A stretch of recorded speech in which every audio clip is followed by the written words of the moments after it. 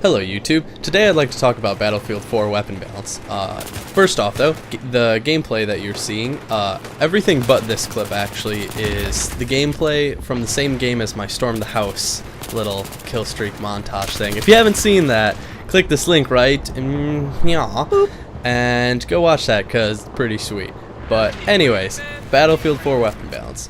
So Battlefield 3, the developers kind of did this thing where they decided to have all the guns that shot the same type of ammo have a similar damage model, which was cool, but it caused some issues, like some big balancing issues. For instance, like slower rate of fire guns just kind of weren't as effective because they did the same damage but just shot really slow, and they didn't make them that much more accurate, if more accurate at all.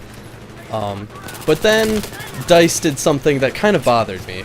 They have some guns that randomly don't follow the whole system that they have going. Like the UMP, which randomly does different damage than guns that fire the same shot as it. It didn't originally.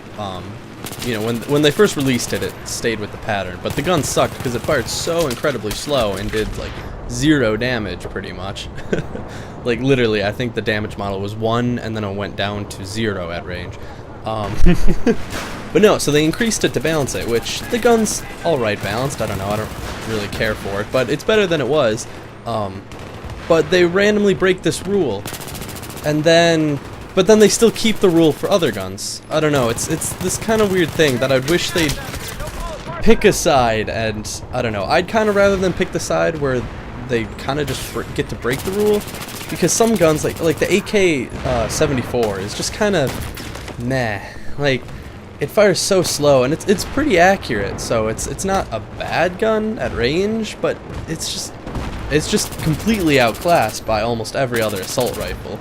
And then you have guns like the ACWR, which DICE does this weird thing where it fires a different round, so they take the opportunity to give it a new damage model, which I think they kind of have to, because if they gave this thing anything more than 20 damage, this gun would be pretty damn powerful. Like, it's very accurate and very controllable recoil. But it's interesting because they're sticking with the whole realism thing, and then randomly they have this gun which fires the Grendel, which is actually bigger than the 5.56. So you'd think it would do more damage, right? But it does less. And actually, it's interesting because the developers, when they made the Grendel, the whole idea was to make a bullet that is kind of like this sweet spot of damage that does a lot of damage but's very controllable. And some people even argue that it does more damage than the 7.62, which is debatable, but still, it's a larger round, but they make it do less damage. So, I mean, I understand why they do it for balancing, because balancing, like, this gun would be really OP if they gave it a damage model of like 30, because, oh my god.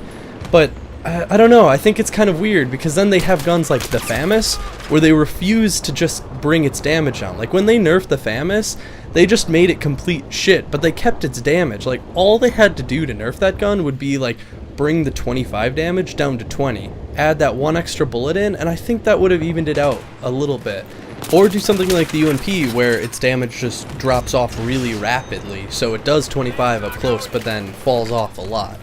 I don't know, I think it's weird that, for like the FAMAS, they decided that they wanted it to just have the most DPS out of any gun, but to have everything about it suck. Like, that gun is so inaccurate, has shitty recoil, which those two stats are kind of like, you know, recoil, if you can control the FAMAS, it's, you know, it's not bad, but then the reload, oh god, it's like reloading a machine gun, and then on top of that, its magazine is tiny, it's like 26 bullets.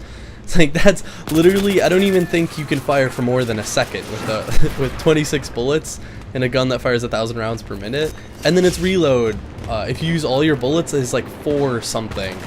I don't know, but the main reason why I'm concerned is that like, the FAMAS is coming back in Battlefield 4, and if they just copy its stats, like, it's still gonna suck. Like, I don't know. I feel like what DICE should do is just let themselves just break that rule that they have, because, I don't know, they've already kind of broke it. I think they should just be like, any gun can do whatever kind of damage model we want it to.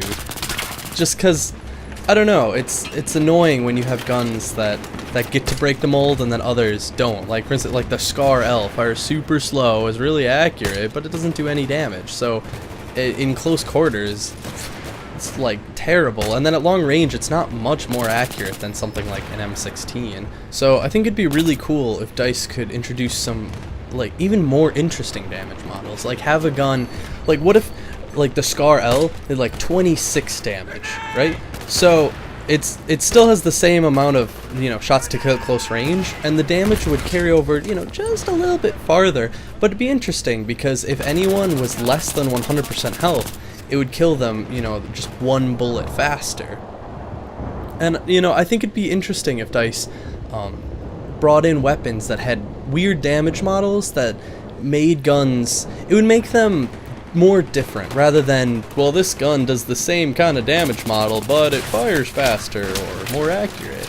You know, you'd have guns that have like certain zones that their damage kind of clicks, like was the G3A3 used to do 30 damage, which up close is still a 4-shot kill, but then it carried it farther, and then they changed it to 34, so it's a 3-shot, which I definitely think was a good idea. But like to have guns, you know, that did like 30 damage or 34 or these different damage models, because I think it would definitely bring a lot more flavor to the guns.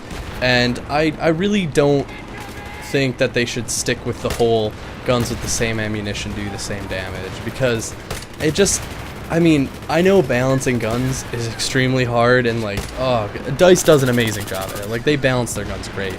But I think allowing themselves to do things like that would make balancing guns that much easier, and we could have more interesting guns at the same time.